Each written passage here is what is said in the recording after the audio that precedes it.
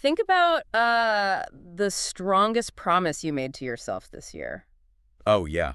We've all got one. Right, the one you were absolutely, like, unequivocally committed to. The game changer. Exactly. Maybe it was overhauling the way you manage your team, or maybe it was launching a new venture. Or even just, reclaiming your mornings from that infinite scroll of your inbox.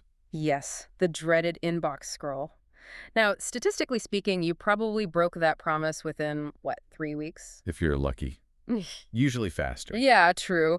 And when you did, you likely fell into a very familiar, very dark cognitive trap. Blaming yourself. Exactly. You blamed your own willpower. You assumed your intention simply wasn't pure enough, or that you lacked some fundamental discipline that all those highly successful people out there just inherently possess. Which is such a heavy burden to carry around. It really is. But what if the reason you failed had absolutely nothing to do with your intention and, like, everything to do with the completely invisible architecture shaping your every single move? It is a profound shift in perspective. I mean, when we fail to execute on our own goals, our default cultural narrative is, well, it's a moral one. We put ourselves on trial. We do. Yeah. We view a lack of discipline as this massive character flaw. But the material we are examining today suggests this entire trial is basically a sham. The complete sham. Right. You aren't failing because you lack moral fiber. You are failing because you are just misunderstanding the basic mechanics of human behavior. Which brings us to the mission for today's deep dive. We are tackling a single, incredibly dense piece of source material today. Just one slide. Yeah, literally one slide from the 10D Theory series, focusing specifically on self-mastery and behaviorism. And there's so much packed into that one slide. It's wild. Our goal today is to extract the exact framework it proposes, this concept it calls behavior mapping, and figure out how to apply it directly to your daily routine. Step by step. Yes, we want to understand the steps, figure out how to reinforce positive changes long term, and decode how to overcome those deeply ingrained triggers that just derail our days. The density of this single slide is really remarkable. Yeah. It strips away all the philosophical fluff. The usual self-help mantras. Exactly. And it presents self-mastery not as some mystical state of enlightenment, but as an engineering problem. I love that. An engineering problem. And like any engineering problem, it requires us to understand the underlying physical laws of the system we're trying to manipulate. Okay, let's unpack this. Let's start with the opening thesis of the text, because it sets up a direct confrontation with that willpower narrative we just talked about. It goes right for the throat. It really does. So the text states, behaviorism emphasizes that behavior is shaped by conditioning, reinforcement, repetition, and environmental cues, rather than by intention alone. And what's fascinating here is that last phrase. Rather than by intention alone. Yes. Yeah. That feels like the linchpin of the whole theory. Yeah. We need to look closely at what the text is actually doing with the word intention here. Because it's not saying intention is bad, right? No, not at all. It is not dismissing intention. It isn't saying goals are meaningless. What it is pointing out is that intention, by its very biological and psychological nature, is a passive state. A passive state, meaning it doesn't automatically equal action. Right. Intention is basically an abstract thought occurring in your prefrontal cortex. That's the logical planning center of your brain, right? Exactly. But disciplined living, the actual execution of your day, relies heavily on the basal ganglia. Which does what exactly? That's the more primitive region responsible for automatic routines and habits.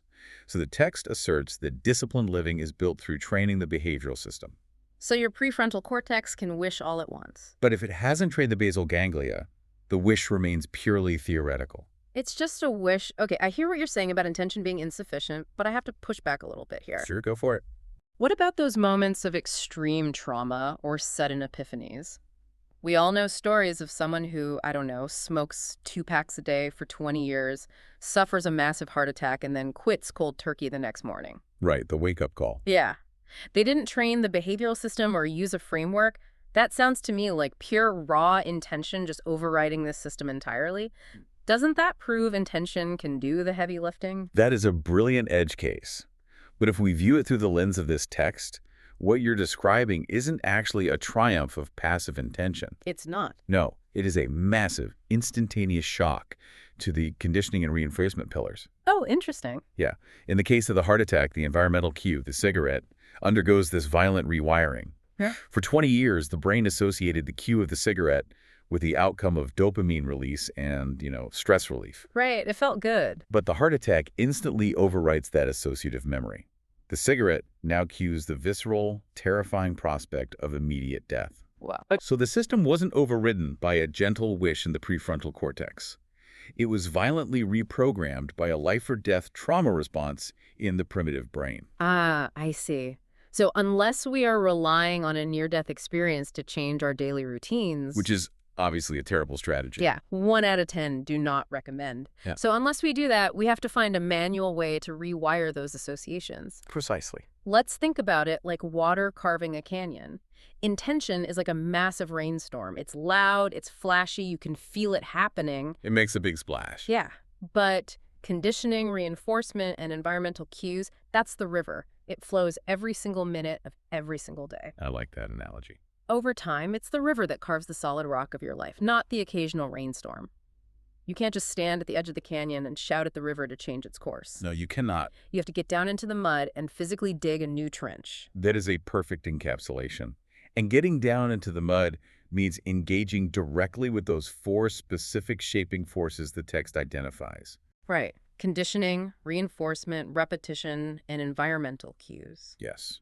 If we accept that intention isn't the primary driver of our daily actions, these 4 forces become literally the only levers we have to pull. So let's really dig into the mechanics of these levers, especially environmental cues. For you listening right now, this is where we start addressing how to overcome those triggers that just disrupt your deep work or your long-term goals. Because an environmental cue is the starting gun for any automated behavior. It's the catalyst. Exactly.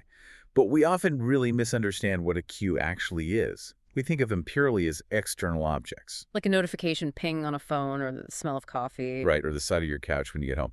But cues can also be deeply internal states. Oh, internal states. Yes, the text positions these cues as foundational. A spike in cortisol, a sudden feeling of being intellectually out of your depth in a meeting. Oof, we've all felt that. Or the low-level anxiety of an approaching deadline.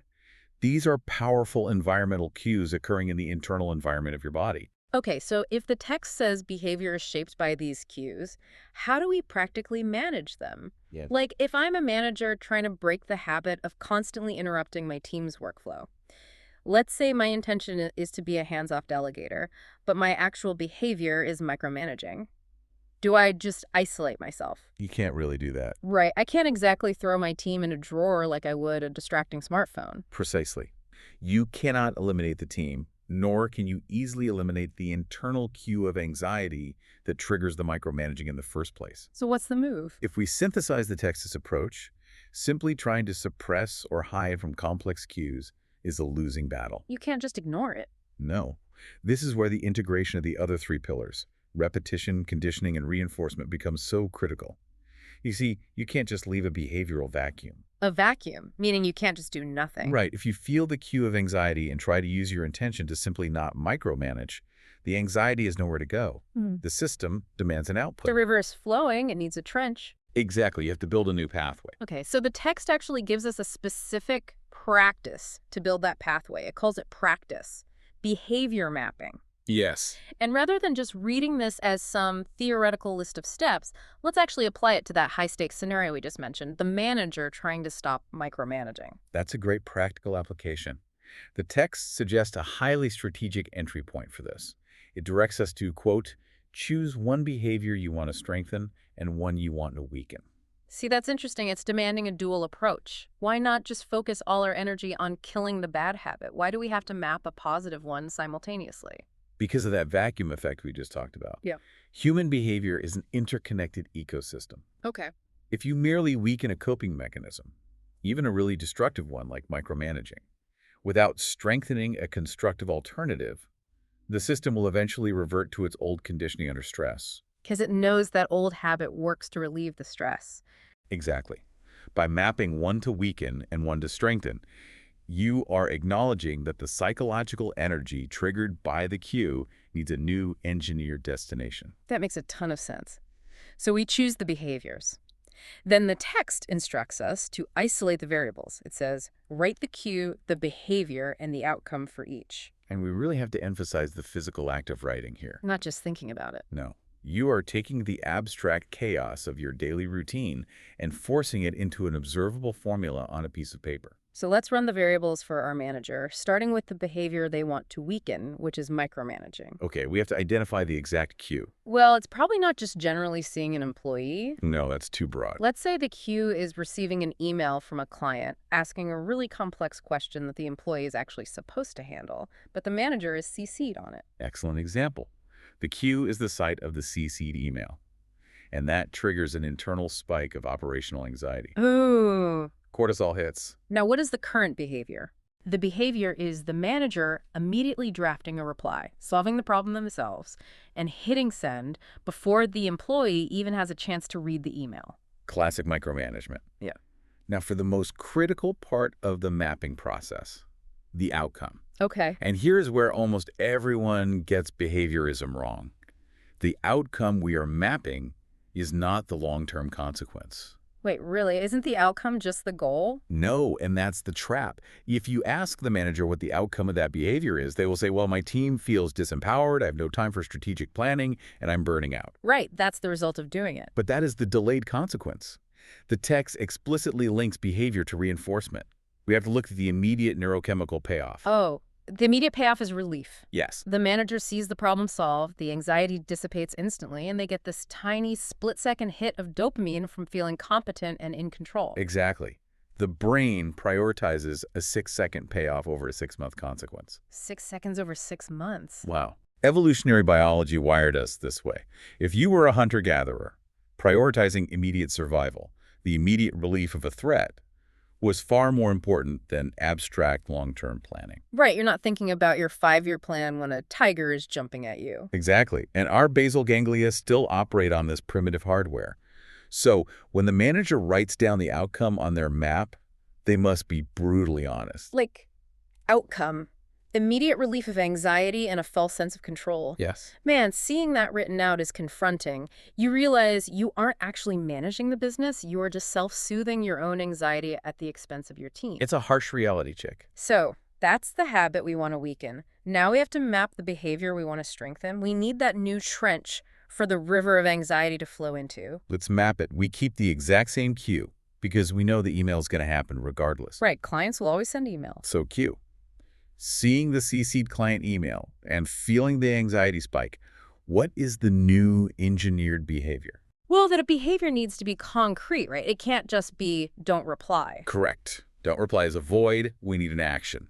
Okay, let's say the new behavior is drafting a private message to the employee saying, hey, I saw the client email. Let me know how you plan to handle it, or if you need me to review your draft, and then physically closing the email tab. That is a highly observable, trainable action. Great. Now, what is the immediate outcome, the reinforcement we are engineering here? Well, initially, the outcome is going to feel deeply uncomfortable. Very uncomfortable. They won't get that immediate hit of relief. So how does this work? If the immediate outcome isn't pleasurable, how does it ever become reinforced? This is where the text's mention of conditioning and repetition becomes paramount. Okay, how so? In the very beginning, the reinforcement has to be cognitively manufactured. The manager has to consciously reframe that discomfort as a victory. Oh, like hyping yourself up for doing the hard thing. Yes.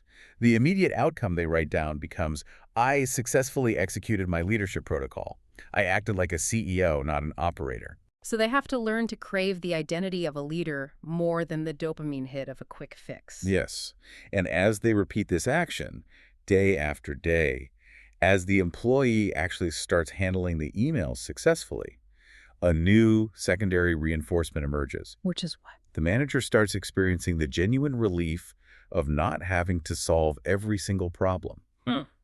But it requires the discipline of mapping it out to survive that initial, very uncomfortable transition period. Let's apply this to another high-stakes example that I know so many listeners grapple with. Let's hear it. Trying to maintain a state of deep, focused work in an environment that is just constantly hostile to focus. A very modern problem. Right. Say you're an analyst or a writer or a developer, and your intention is to do 4 hours of uninterrupted deep work every morning. Yeah. But your actual behavior is checking Slack or email every, 15 minutes. Okay, let's map the behavior to weaken. What is the cue? You know, the cue isn't even a notification ping anymore. We've all turned those off. The cue is internal. It's the exact moment the work gets slightly difficult.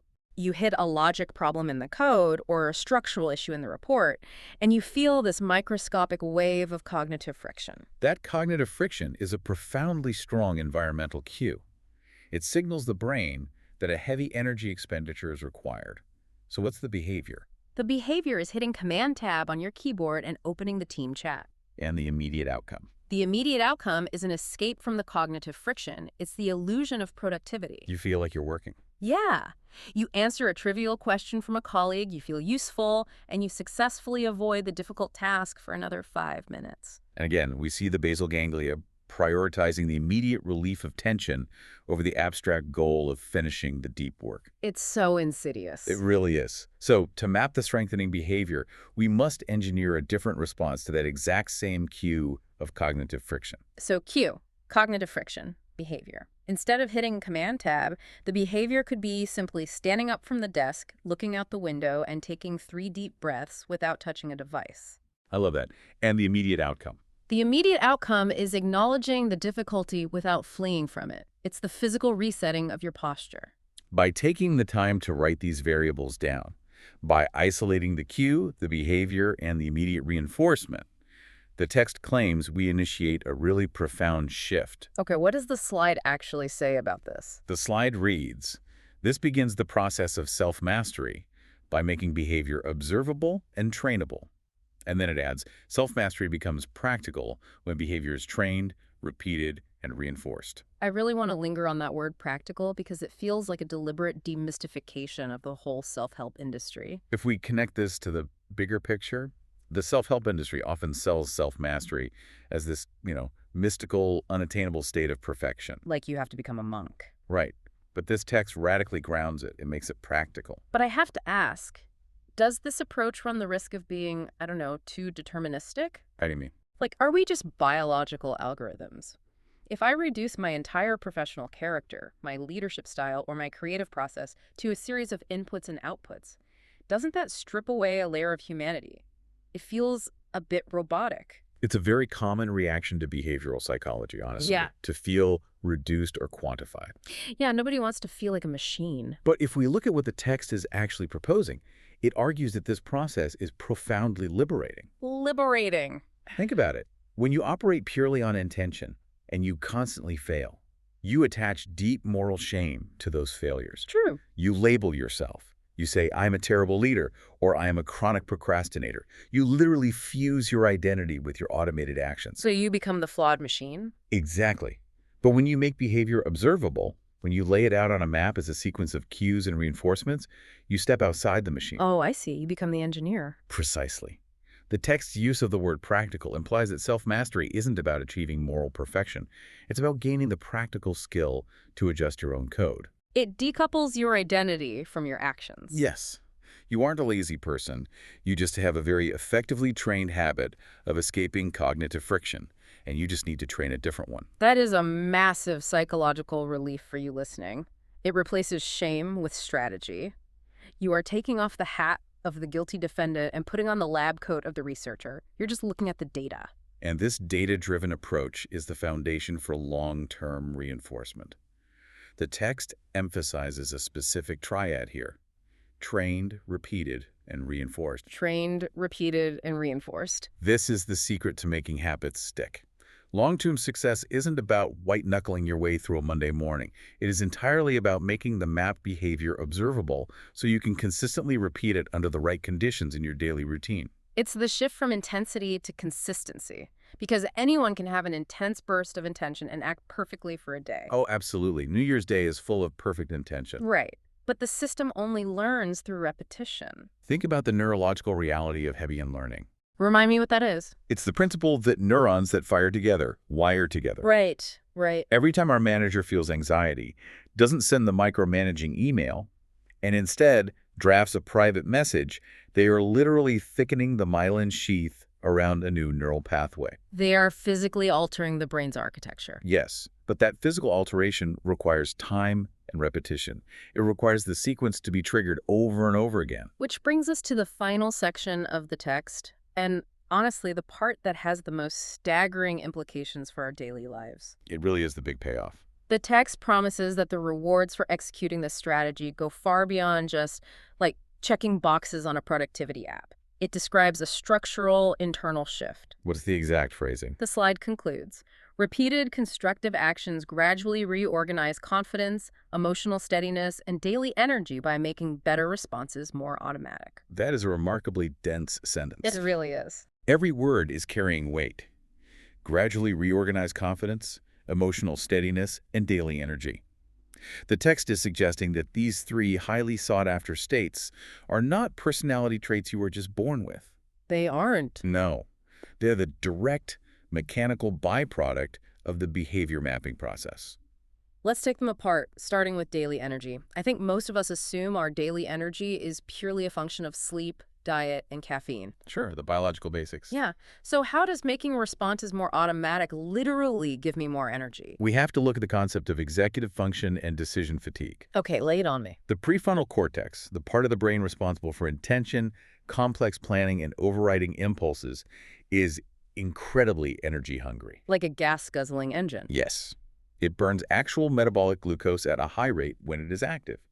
So when you navigate your day relying on intention alone, you are constantly forcing your prefrontal cortex to make micro decisions. Do I micromanage this email or trust my team? Right. Do I open Slack or do the deep work? Do I eat the pastry or the salad? Exactly. Every single one of those choices burns cognitive fuel. So the daily energy the text mentions isn't just physical vitality, it's cognitive bandwidth. Yes, it's willpower, which psychologists have long debated as a depleting resource, often referred to as ego depletion. I've heard of that. If you spend the first 4 hours of your workday fighting your unmapped habits, by 2:00 p.m., your prefrontal cortex is totally exhausted. You're running on fumes. You have no energy left for creative problem-solving, strategic thinking, or even being emotionally present with your family when you get home. You default to whatever is easiest. But when you map the system... When you map the system, and those better responses become automatic managed by the highly efficient basal ganglia rather than the energy-hungry prefrontal cortex, you stop bleeding cognitive fuel. Because the decision is already made. Yes. The decision is made for you by the environment you designed and the pathways you've conditioned. You preserve your executive function. You literally end the day with a surplus of daily energy. That makes total sense. It's like learning to drive a car. Oh, that's a perfect analogy. Right. At first, every cue, the mirrors, the pedals, the steering, it drains your energy. You can't even have the radio on because you're concentrating so hard. Your prefrontal cortex is in overdrive. But once it's automatic, you have the emotional steadiness and energy to have a conversation or listen to a podcast while driving. Behavior mapping does this for your entire life. That is exactly what is happening under the hood. So for you listening, imagine ending your day with this surplus of energy, simply because you took the time to map out your cues. Okay, let's look at the next one. Emotional steadiness. How does this process reorganize our emotional baseline? Emotional volatility often stems from the dissonance between who we want to be and what we actually do. That gap between intention and action. Yes. It's the roller coaster of waking up with high intentions, acting against those intentions by noon, feeling intense shame by 3:00 p.m., and making desperate new promises by midnight. It's exhausting. That cycle is emotionally destructive. It creates chronic low-level stress. Because you are constantly disappointing yourself. Exactly. But when you rely on a trained system, your actions align with your goals automatically. The friction disappears. Right. You aren't fighting a war inside your own head every hour.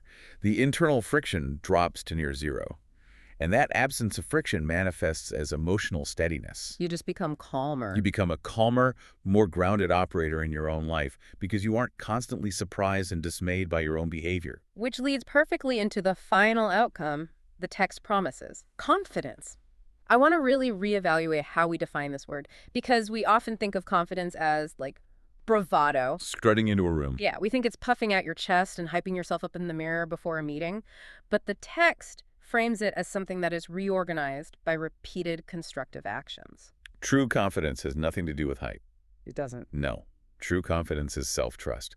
It is an empirical assessment of your own historical data. Empirical assessment. I like that. It is the deep, quiet knowledge that when you decide a course of action